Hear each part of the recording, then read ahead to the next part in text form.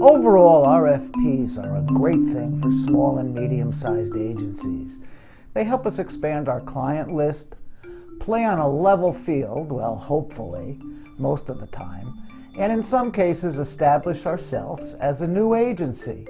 But who really likes filling them out? Simple answer, no one. Well, having responded to and or viewed more Marcom RFPs than I'd care to admit, I have been of the mindset that they are unnecessarily unwieldy, convoluted, and in some cases outright sadistic. That being said, here are the first 6 items on our RFP Bill of Rights. A few simple rules I wish all potential issuers of Marcom RFPs would follow, wish being the operative word here.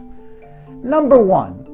Agencies shall never be asked for a performance bond payment as part of an initial response to an RFP. Is that right? Ridiculous. Why does an organization need a performance bond from each of the many agencies responding to an initial query? It only ties up agency funds and screws up agency cash flow. Number 2.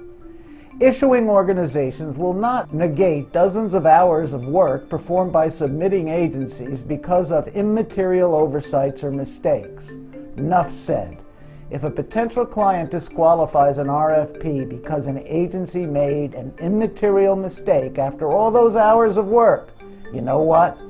My agency wouldn't want that client. Number 3. Agencies shall not have to visit the Notary Public on the initial round of any RFP. Okay, so when an RFP is issued by a large organization and there's real work to be had, you probably get 15 to 20 agencies submitting a response. At that point, is it really necessary to have every one of those agencies sign 5 or 6 notarized documents? Number 4. Issuers of RFPs will put the scope of work up front in the document. How many of you have picked up an RFP for marketing or advertising or creative services, and all you could read in the first 30 pages is legal mumbo jumbo?